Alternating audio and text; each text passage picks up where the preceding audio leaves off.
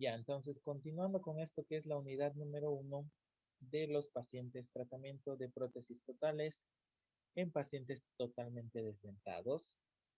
Una vez que ya se han conocido con su paciente, ya han hecho las respectivas observaciones, han charlado con ellos, ya saben más o menos qué es lo que quieren y demás, hacen pasar al consultorio dental, hacen sentar en el sillón, inician con lo que es la historia clínica, con lo que es historia clínica.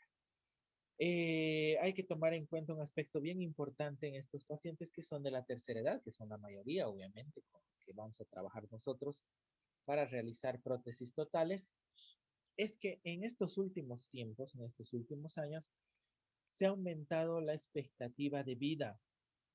O sea, nuestros pacientes, nuestras personas en general, tienen una mayor expectativa de vida, viven muchos más años que antes. Pero obviamente esto debido, y esto viene de la mano con un mayor consumo de ciertos medicamentos, obviamente. Nuestros pacientes de la tercera edad ya toman bastantes medicamentos, inclusive vitaminas, etcétera, ¿no? Entonces, obviamente, estos medicamentos tenemos que preguntar qué es lo que están tomando, por qué y demás. Obviamente, eso nos va a ayudar y nos va a guiar a qué tipo de tratamiento, a la elección de tratamiento que nosotros vamos a tomar, digamos, para estos pacientes. No se olviden que también ciertos medicamentos nos van a afectar inclusive en el flujo salival, lo cual es bien importante, especialmente en prótesis removible, por esto de la retención y demás. También tenemos que realizar una buena historia clínica precisamente para evitarnos de ciertas demandas médico-legales que están tan de moda últimamente en nuestro medio. Tenemos que realizar una historia clínica completa mediante el cuestionario e interrogatorio directo, conocido como anamnesis. ¿Verdad? Tenemos que observar precisamente el consumo de estos medicamentos, como les había dicho, precisamente por el flujo salival, como ser la serostomía, que va a estar dada principalmente por el consumo de antihipertensivos, que es muy común en personas mayores, y antidepresivos, que también se consume bastante. ¿Qué es la serostomía? ¿Quién sabe? A ver, Armando. Se queda en la boca. ¿Perdón? Se queda de la boca. Exacto, exacto. Muchos de estos medicamentos nos producen disminución en el flujo salival, como ser la serostomía. Y el aumento salival, lo contrario, es la cialorrea. ¿Eh? Obviamente esta serostomía nos va a producir una mala retención y estabilidad de la placa. Dolor también por falta de lubricación, especialmente donde es importante la saliva nosotros, especialmente en las prótesis totales, es en las prótesis superiores, ¿no ven? La saliva, la saliva es demasiado importante para la retención. Entonces, actúa como prácticamente como adhesivo entre el paladar y la prótesis total superior, ¿no? Entonces, bien importante el flujo salival y también para la retención y el dolor por falta de lubricación. No es lo mismo trabajar en una boca húmeda que en una boca seca, ¿no? Entonces se pueden producir ciertos tipos de lesiones.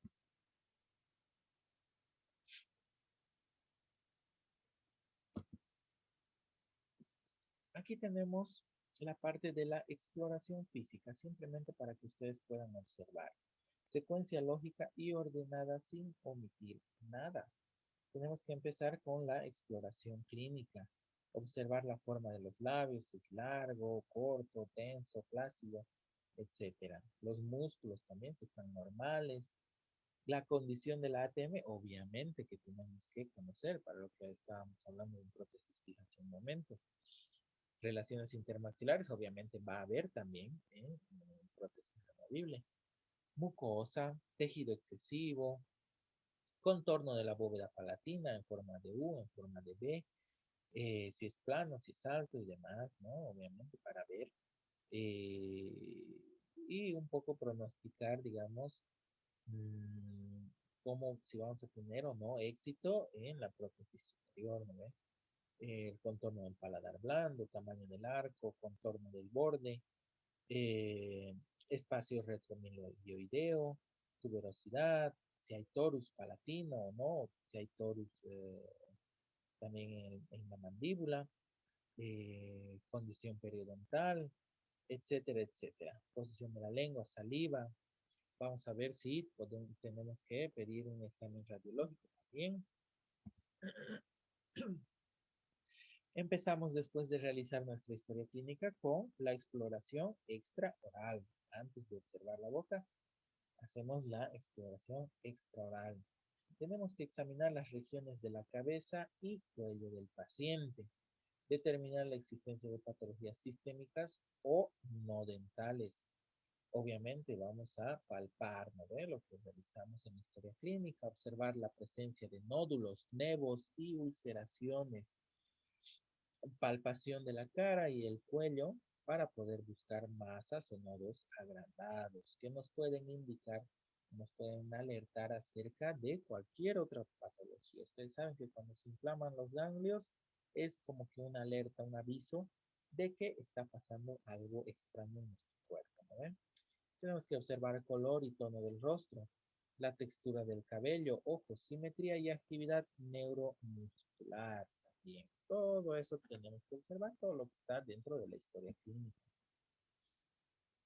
Vamos a realizar el examen facial. El rostro, como ustedes ya saben, se divide en 3 tercios. El tercio superior, el tercio medio y el tercio inferior. Tenemos que observar la forma facial y perfil que son bastante útiles para la selección de los dientes artificiales. Armonía entre el tamaño de la cara, la forma y el tono, que también tiene que estar relacionado especialmente al momento de elegir los dientes artificiales, el color de los dientes que vamos a utilizar para nuestra confección de la prótesis total. Para eso es importante el examen facial. Ustedes saben, y se los repito siempre, cuál es el tercio más afectado en prótesis removible, especialmente en pacientes totalmente desdentados, es el tercio inferior, el cual tenemos que nosotros reponer y rehabilitar precisamente. Los labios, etcétera, observar el perfil. Vamos ya a ir imaginando qué tipo de dientes, qué tamaño de dientes artificiales vamos a colocar, qué color, en qué forma, y todo eso tienen que ir observando ustedes al momento de realizar este examen facial. El examen de los labios, obviamente, que también es importante porque nosotros vamos a reponer en estos pacientes y vamos a devolverle ese soporte que había perdido el paciente al momento de perder la cantidad o la totalidad de sus piezas dentarias. Tenemos que observar si hay grietas, fisuras en las esquinas o hay ulceraciones también. Tenemos que ver el soporte, plenitud, espesor y longitud de los labios también. La falta de soporte adecuado puede producir una apariencia arrugada y de flacidez. Por eso es que a nuestros viejitos cuando no tienen dientes, los vemos más viejitos todavía porque obviamente se arrugan, les falta soporte, ¿no? Tomar muy en cuenta el grosor del labio y la longitud. ¿Para qué? Para poder observar la cantidad que vamos a colocar de diente expuesto. Con un labio corto, cualquier gesto hará que se vea la mayoría de los dientes, incluso una parte de la base de la dentadura. Eso mucho depende del paciente. También ya hay que tener bastante cuidado con eso, porque muchos pacientes al hablar, al sonreír, especialmente cuando tienen el labio corto, con cualquier gesto se puede observar el borde inclusive de la dentadura total. Eh, y obviamente al sonreír o al hablar, al hacer gestos, pueden inclusive hasta expulsar las prótesis totales superiores, ¿no? Entonces hay que tener cierto cuidado también, por eso es importante examinar los labios. Vamos a realizar también dentro de los exámenes extraorales el examen de la articulación temporomandibular. Tenemos que palpar, ver si hay dolor a la palpación, qué tipo de disfunción, que obviamente de hecho la va a tener porque no tiene dientes, ¿no?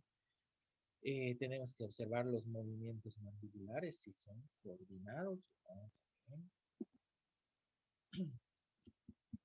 Una vez realizado todo eso, que ustedes lo conocen muy bien, lo único que tienen que hacer es seguir los pasos que dice la historia clínica. Vamos a ingresar recién a la exploración intraoral, donde tenemos que observar que la mucosa oral debe inspeccionarse antes de un examen específico del área que va a servir de apoyo a la dentadura y las estructuras contiguas. Obviamente tenemos que observar y imaginarnos y ya planificar, observar, vamos a dar un diagnóstico, vamos a dar un pronóstico también, que es lo que vamos a determinar si va a funcionar o no va a funcionar nuestro tratamiento. Tenemos que observar y evaluar dónde se va a sentar, hasta dónde, qué límites va a tener nuestra prótesis total. Tenemos que observar también el color de la mucosa, que muchas veces nos indica algún tipo de inflamación, etcétera, ¿no? O alguna otra patología. Tenemos que observar si está rosado, saludable, hasta un rojo intenso. El eritema nos va a indicar que hay edema de diferente intensidad causado por dentaduras mal ajustadas. Los pacientes especialmente que ya han tenido prótesis anteriormente presentan cierto tipo de lesiones que nos pueden indicar mm, que esta prótesis que está utilizando está mal ajustada o le está causando algún daño o alguna lesión, lo cual no permite realizar la impresión hasta que la inflamación haya disminuido. En estos pacientes que han sufrido algún tipo de lesión, tenemos que esperar lamentablemente quitar la placa anterior o la prótesis antigua y esperar a que la encía o los tejidos se puedan recuperar. No podemos tomar impresión eh, sobre el paladar o la encía cuando hay algún tipo de inflamación. ¿Eh?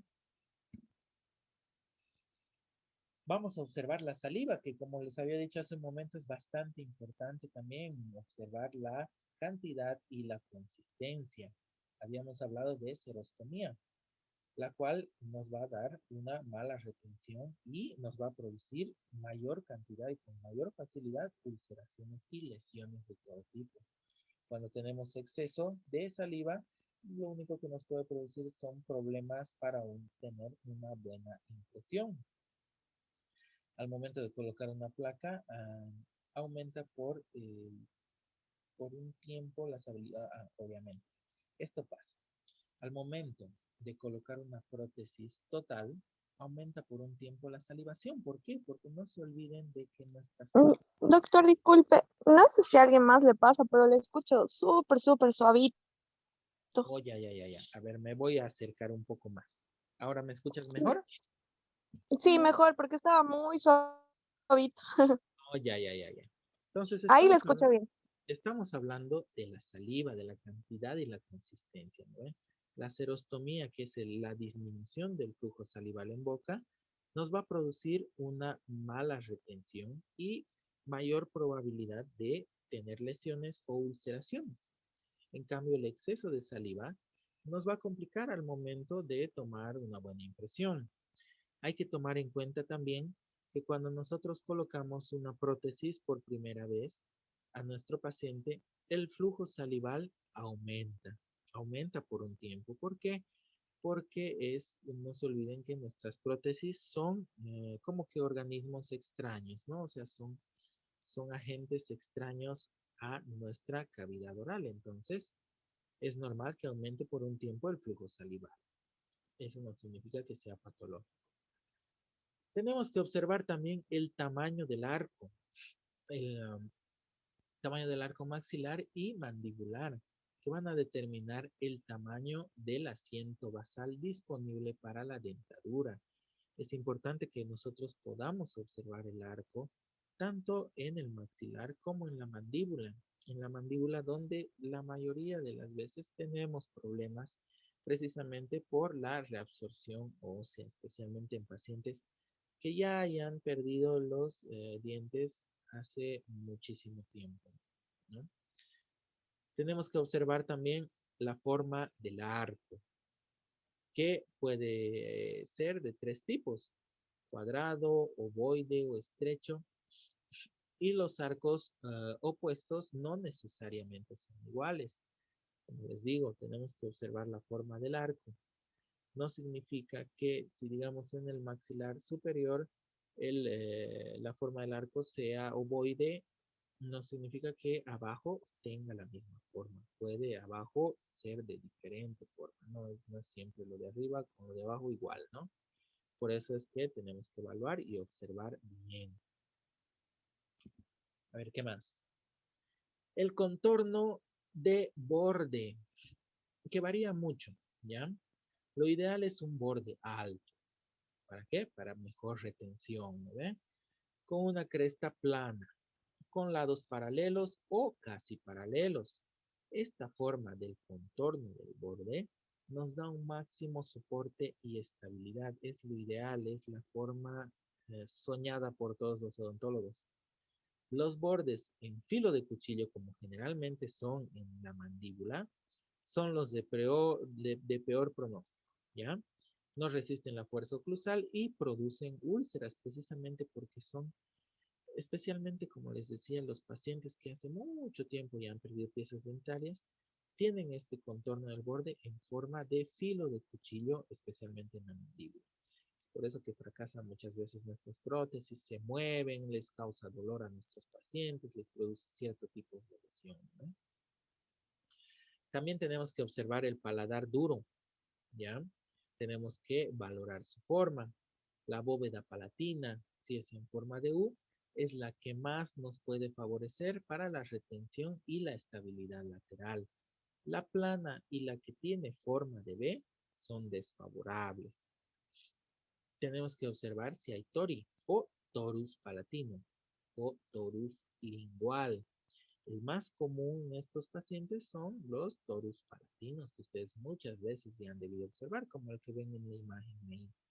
Entonces, en torus que no estén tan desarrollados, se puede colocar nomás la prótesis sin ningún problema. Pero lamentablemente hay pacientes que tienen demasiado grande, ¿no? Entonces, muchas veces tenemos que recurrir también a una preparación quirúrgica, eliminar ese torus palatino o simplemente realizar otro tipo de diseño. Pero lamentablemente todo esto nos disminuye la retención, es desfavorable para la retención. También tenemos que observar las inserciones musculares y los frenillos, que obviamente muchas veces nuestras prótesis fracasan por estos frenillos, que nuestro paciente medio que empieza a hablar y ya la bota la placa, especialmente en las prótesis inferiores. En las superiores también sucede, pero en menor cantidad es más fácil de solucionar, ¿no? Tenemos que observar la posición favorable o desfavorable y vamos a analizar si podemos realizar, y al igual que los torus, si podemos realizar algún tipo de corrección quirúrgica, una frenectomía, por ejemplo, ¿no ve? Vamos a observar la lengua, el tamaño de la lengua. Hay algo que ocurre, algo bien curioso, obviamente, en pacientes que han perdido las piezas dentarias en su totalidad con mucho tiempo de anticipación, la lengua eh, como que, como que aumenta de tamaño, ¿ya? Obviamente, como pierde los límites, la lengua como que se ve más grande, aumenta, tiene un ligero aumento de tamaño, precisamente por la ausencia de piezas dentarias. Hay que tener cuidado también con esos pacientes porque como es tan grande la lengua, terminan expulsando especialmente las prótesis inferiores. Tenemos que analizar esto del reflejo nauseoso, que muchos pacientes lo tienen también, no crean. ¿Qué es el mecanismo de defensa normal para poder evitar que cuerpos extraños entren a la tráquea? Muchos de nuestros pacientes al momento de inclusive tomarles la impresión ya están ahí con ganas de vomitar, ¿no ven? Entonces, ¿esto qué nos indica? Es por eso que nosotros tenemos que ir paso a paso con este tipo de tratamientos. Al momento ya de tomar la impresión, si nos damos cuenta de eso, obviamente no le vamos a colocar una placa base o una base de registro hasta muy atrás, ¿no? Porque obviamente le podemos producir indisposición a nuestro paciente. Entonces, es importante que sepamos detectar esto del reflejo nauseoso en algunos pacientes. En algunos casos, inclusive, nos vamos a apoyar también con este tipo de exámenes radiológicos, ¿ya? O sea, aquí tenemos una imagen, ¿no? Para, principalmente para poder observar la cantidad de hueso de nuestro paciente.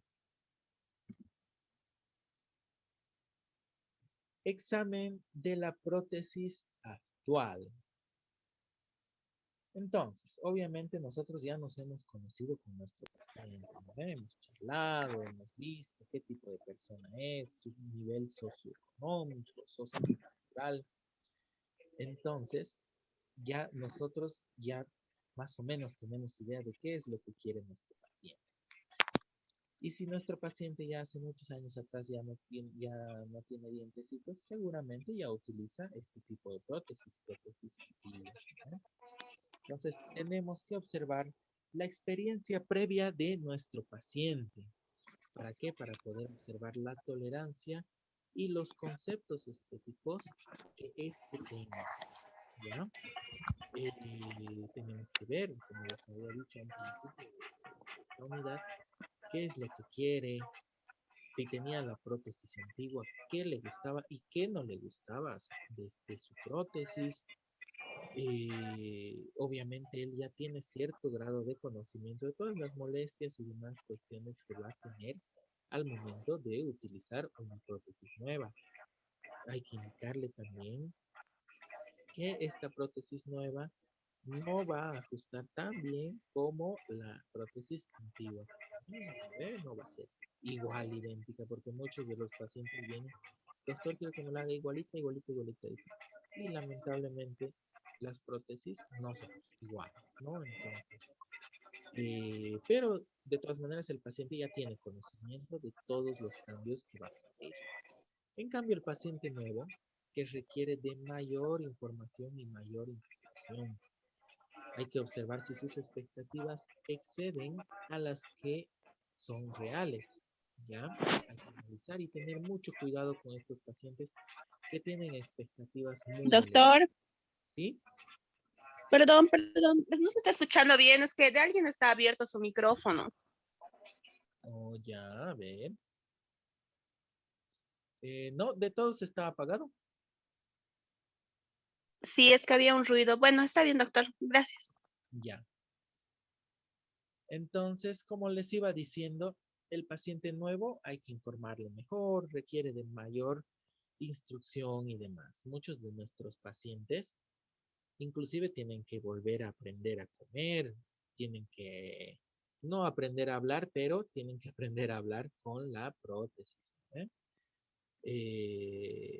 Y para eso requieren de nuestro apoyo. Nosotros tenemos que estar al lado de nuestros pacientes. Los pacientes con prótesis totales son pacientes que van a ir frecuentemente al consultorio.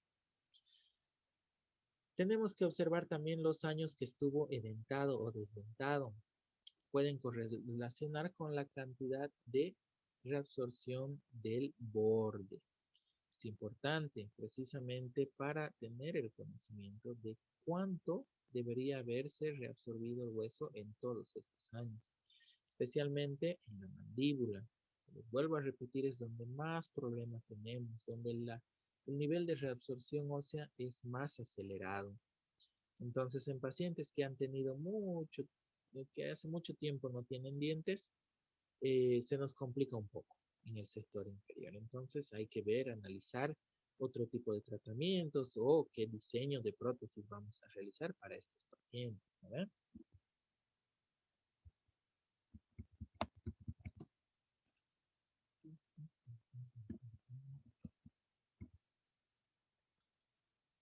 Vamos a tener nosotros nuestros registros antes del tratamiento.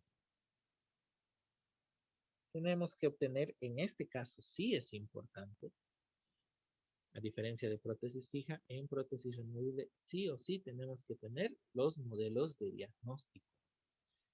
Registros antes de efectuar la extracción dental en caso de que nuestro paciente tenga algunas piezas indicadas para exodoncia. Entonces, tenemos que tener modelos de diagnóstico para ir evaluando y registros antes de cualquier tipo de tratamiento o exodoncia que vayamos a realizar. Pero estamos hablando de prótesis totales, ¿no? Después de haber evaluado todo esto, tenemos el plan de tratamiento, el cual lo vamos a realizar de manera ordenada. El plan es simple. Los procedimientos pueden variar de paciente a paciente.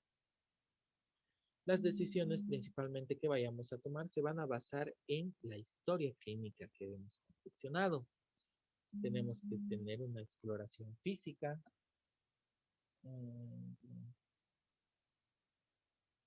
Exploración física, tenemos que evaluar la edad, el estado de salud en general de nuestros pacientes y el perfil del paciente, inclusive el perfil psicológico, qué tipo de paciente es.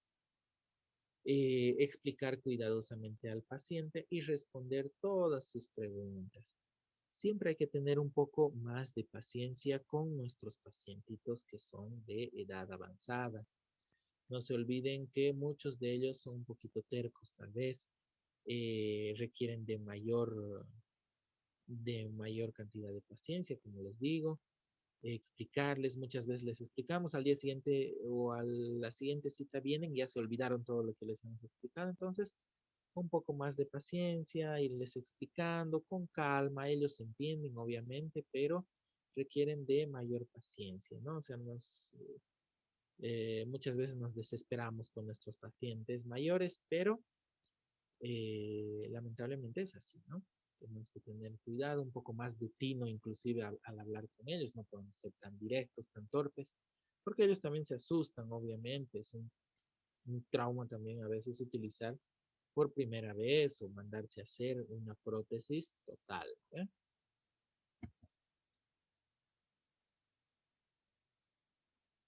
Vamos a observar también y vamos a evaluar la anatomía de los maxilares desdentados.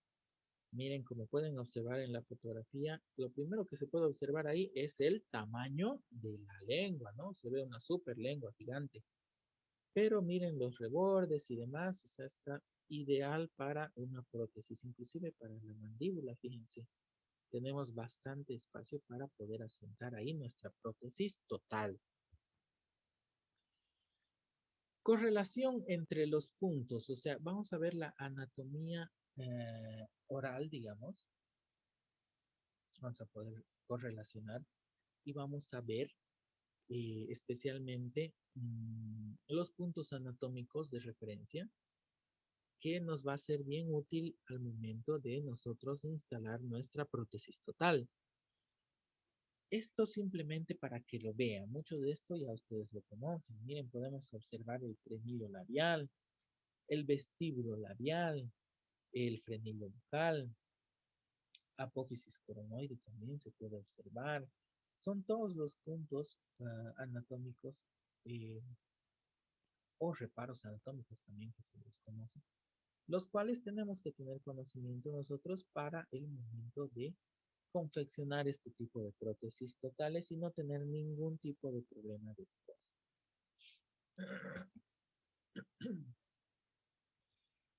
Vamos a hablar un poco de histología también, porque también es importante que tengamos conocimiento acerca de esta.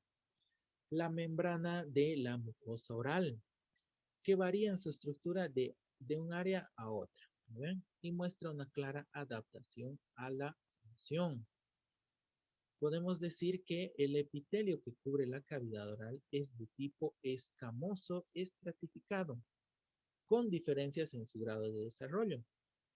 Esto principalmente va relacionado con la función que nosotros tengamos con este tipo de tejido. Como les decía, el epitelio que cubre a toda la cavidad oral es de tipo escamoso estratificado. Todo es de tipo escamoso estratificado, pero se va modificando según la función que nosotros vayamos a realizar. Simplemente es eso, por eso se modifican ciertas regiones. Vamos a observar también el paladar duro, que está compuesto principalmente por epitelio queratinizado. Es el mismo de hace un momento, pero como les digo, varía según su función. Obviamente el paladar duro es mucho más resistente, es por eso que es queratinizado. El piso de boca, en cambio, es mucho más sensible, es un epitelio delgado y nunca queratinizado. ¿Ya? La mucosa de la membrana lingual es muy desarrollada y con estructuras muy bien definidas y especializadas.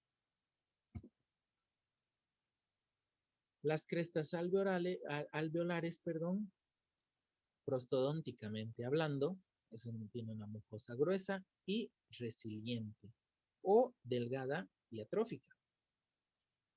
La sobreextensión moderada de la aleta de la dentadura nos puede producir esto: poca molestia, sin ulceración y en otro paciente una rápida ulceración y regeneración lenta. Como les digo, entre paciente y paciente siempre va a variar, ¿ya? Lo que nos funcionó para uno no nos va a funcionar para el otro, siempre les digo eso. Entonces, cuando nosotros colocamos la aleta de nuestras prótesis, en algunos pacientes nos puede producir poca molestia, ni se van a dar cuenta, y no van a tener ulceraciones, ni lesiones, ni nada. En cambio, en otros pacientes, esa sobreextensión de la aleta de nuestra prótesis nos puede producir bastantes lesiones y ulceraciones, con regeneración y recuperación de nuestro paciente bastante lenta.